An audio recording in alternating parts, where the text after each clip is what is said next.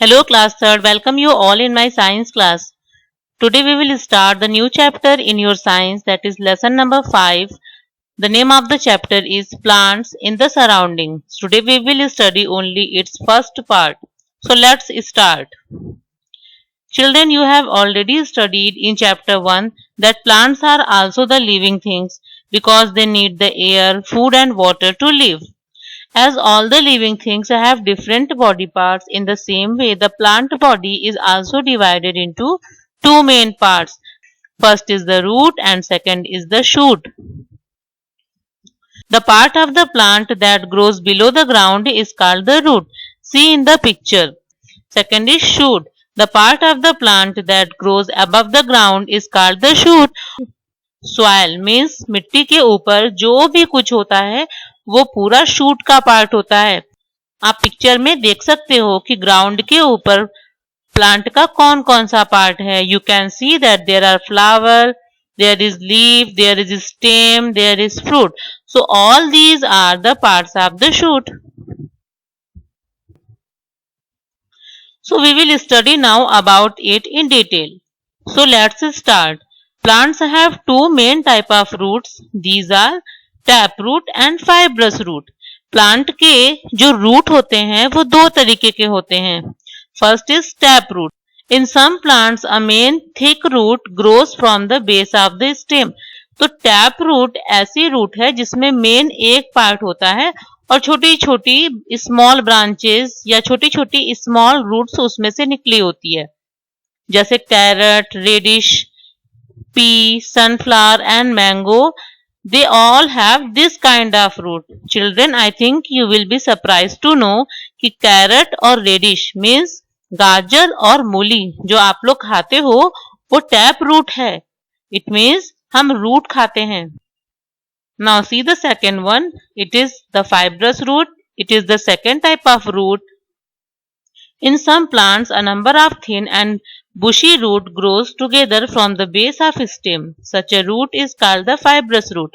See in the picture, a lot of fiber, a lot of branches are there. So this type of root is known as the fibrous root. Plant like wheat, rice, onion and grass have this kind of root. You can take out a grass plant. अगर आप एक घास के plant को उसके root से बाहर निकाल के देखोगे तो आपको पता चलेगा कि उसकी रूट बहुत सारी ब्रांचेस वाली होती है, because the grass have the fibrous root. Now we will study that what are the functions of the root. Plant में सॉइल के नीचे, ग्राउंड के नीचे के पार्ट को रूट कहते हैं. सो रूट का कुछ स्पेशल फंक्शन होगा जिसकी वजह से वो इम्पोर्टेंट है. The first work of the root is roots fix the plant firmly in the soil. Root ही वो पार्ट होती है प्लांट की जो कि सॉइल में प्लांट को मजबूती से खड़ा रखती है. And second function of the root is they absorb water and minerals from the soil. जब हम सॉइल में वाटरिंग करते हैं तो ये वाटर सॉइल के पार्टिकल्स के बीच में चले जाते हैं और इस वाटर को रूट एब्जॉर्ब करती है और वाटर के साथ साथ मिनरल को भी एब्जॉर्ब करती है और इसी वाटर और मिनरल का यूज प्लांट अपना फूड बनाने में और ग्रो करने में करते हैं. Root of some plants like carrot, radish, turnip and beetroot are used to store food. Children, वैसे तो रूट का मेन फंक्शन सॉइल में प्लांट को फर्मली स्टैंड कराना होता है या फिर वाटर और मिनरल एब्जॉर्ब करना होता है, लेकिन बहुत सारी रूट्स ऐसी होती हैं जैसे कैरेट, रेडिश, टर्निप, बीटरूट, ये सारे ऐसे रूट्स हैं जिनके अंदर फूड स्टोर हो जाता है. All the plants do not have the capacity to store the food. लेकिन जिस रूट के अंदर फूड स्टोर होता है वो रूट ह्यूमंस और एनिमल्स खाने के यूज में लेते हैं. Now we will study about the shoot. The main parts of the shoot are stem, leaf, flower, fruit and seeds. So we will start with the stem. The stem grows above the ground. Stem is the part of the shoot which grows just above the ground. मिट्टी के just ऊपर का जो part होता है shoot का, उसे हम स्टेम कहते हैं, और ये पूरे शूट का सबसे मेन पार्ट होता है, क्योंकि स्टेम से ही डिफरेंट पार्ट होल्ड होते हैं। जैसे स्टेम से ही लीफ निकलती है, स्टेम पे ही फ्लावर होते हैं, स्टेम पे ही फ्रूट होल्ड होता है, और फ्रूट के अंदर सीड होता है। So stem is very important part of the shoot. In some plants like neem and mangoes, the stem is hard, strong and woody. Children, सारे प्लांट्स के स्टेम एक जैसे नहीं होते। कुछ प्लांट्स के स्टेम बहुत स्ट्रांग होते हैं और कुछ के लूज होते हैं। जैसे मैंगो, नीम, इनके स्टेम बहुत ज्यादा मोटे होते हैं और वुडी होते हैं। ऐसे स्टेम को ट्रंक कहा जाता है। It means the trunk keeps the plant upright. इसके अलावा बहुत सारे ऐसे प्लांट्स हैं जैसे बनाना, जिसकी की स्टेम सॉफ्ट और ग्रीन कलर की होती है। इसके अलावा pea, grape vine, money plant, ये सारे ऐसे प्लांट्स हैं जिनकी स्टेम बहुत ही ज्यादा वीक होती है और सॉफ्ट होती है। They need support to stay upright. Now we will study that what are the functions of the stem. So first function of the stem is they keep the plant upright. क्योंकि root के just ऊपर stem होता है, तो stem का काम है कि प्लांट को सीधा रखता है। Second function is they support branches and bear leaves, birds, flowers and fruits. Definitely children, stem is only the part of the plant which holds all these parts. The third function of the stem is they carry water and minerals absorbed by the root to the leaves. Children, when I was teaching you about the function of the root, I was told you that root absorbs water and mineral from the soil. So children, listen, after absorption, the root passes the same water and mineral to the stem. So stem is the part of the plant which carry water and minerals and transport to all the parts of the plant. The next function of the stem is they carry food prepared in the leaves to the other part of the plant. कि leaf के अंदर food बनता है, उस prepared food को ये stem ही plant के different part तक कैरी करती है। There are few stems which also have the capacity to store the food for us, such as potatoes, ginger and sugarcane. We humans can eat it because they are having the stored food material inside them. Now we will study about the leaf. Children, listen, that leaf is the most important part of the shoot. Shoot का सबसे ज़्यादा important part leaf होता है। Leaves grow on stem. Different plant के leaves different shape और different sizes के होते हैं. But most of the plants have the green leaves. Some special reason is behind it. Leaves are green in color due to the presence of a green substance called chlorophyll. Leaf का colour green इसलिए होता है क्योंकि leaf के अंदर एक green colour का pigment मिलता है जिसे कि क्लोरोफिल कहते हैं। Now we will study about the structure of the leaf. The broad and flat surface of a leaf is called the leaf blade. एक लीफ का जो पूरा सरफेस होता है, ब्रॉड एंड फ्लैट सरफेस, उसे हम लीफ प्लेट कहते हैं। In the middle of the leaf there is a long tube from the tip to the end of the leaf. This tube is called the main vein. इस picture में आप देखोगे तो इस लीफ के बीच में एक पतली सी पाइप की जैसी स्ट्रक्चर दिख रही है जिसका की नेम है मिड रिब, से मेन वेन भी कहते हैं। There are many thinner and smaller veins branching out from the midrib. अब अगर आप इसी midrib को ध्यान से देखो, so you all will able to see कि इसमें से बहुत सारी thin branches निकली है जो पूरी लीफ में फैली हुई है।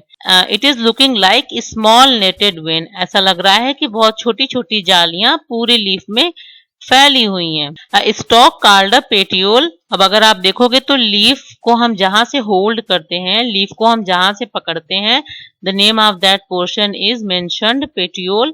इसी पेटियोल से लीफ किसी भी प्लांट के स्टेम से जुड़ी हुई होती है। One more important part of the leaf is stomata. Her leaf के लोअर सरफेस पे बहुत सारे छोटे छोटे होल होते हैं जिसे कि स्टोमेटा कहते हैं। This stomata is very important for the plant because they exchange the gases with the help of it. जैसे हम लोगों के पास नोज होती है तो हम लोग नोज से सांस को लेते हैं, but they are not having the nose, so they use the stomata for gases exchange. Children, already I have told you that like the other living things, plant is also a living thing. So definitely it also need the food. So the question arises, the food comes from where in the plant? Plant के अंदर ये food कहाँ से आता है? So children, the answer is leaves. Plant का leaf ही plant का वो पार्ट है जो फूड प्रिपरेशन का काम करता है।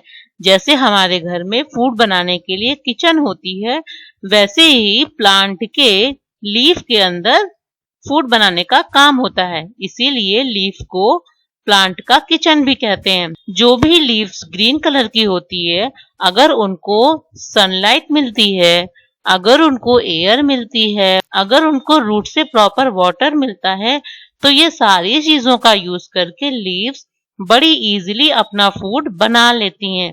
इस प्रोसेस को फोटोसिंथेसिस कहते हैं और उस लीव को किचन या फिर फूड फैक्ट्रीज कहते हैं। तो आपने आज एक न्यू चीज जानी, photosynthesis. So children, the process by which green leaves prepare food using carbon dioxide, water and minerals in the presence of sunlight is called the photosynthesis. मतलब प्लांट की वो प्रोसेस जिसमें ग्रीन लीव्स अपना खाना बनाने के लिए एयर में स्पेशली वो कार्बन डाइऑक्साइड गैस का यूज करती हैं, साथ में वाटर, मिनरल और सन के प्रेजेंस में, मीन्स सनलाइट की प्रेजेंस में वो अपना फूड बनाती हैं। इसी प्रोसेस को फोटोसिंथेसिस कहते हैं। अगर इसके नेम के अकॉर्डिंग हम इसका स्टडी करें तो फोटो मीन्स होता है लाइट और सिंथेसिस मीन्स होता है टू प्रिपेयर, यानी लाइट के प्रेजेंस में कुछ प्रिपेयर करना। और यहाँ लीफ क्या प्रिपेयर कर रही है? इस प्रोसेस में लीफ अपना फूड प्रिपेयर कर रही है।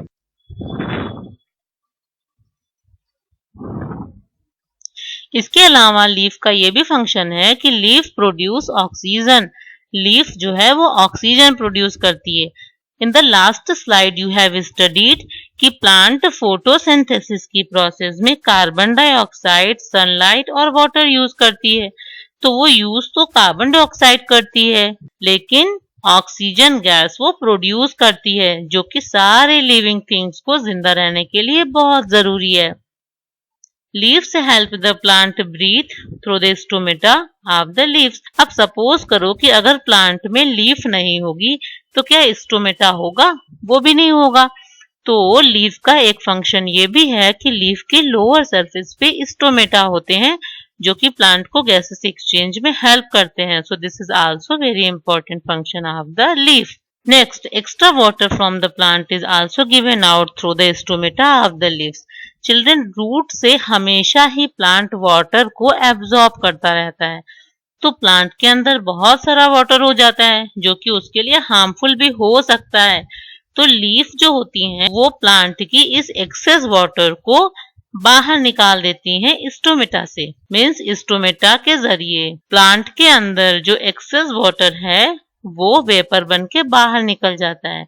Some leaves like spinach, cabbage and coriander store food which are eaten by us. So children, it was sufficient for today.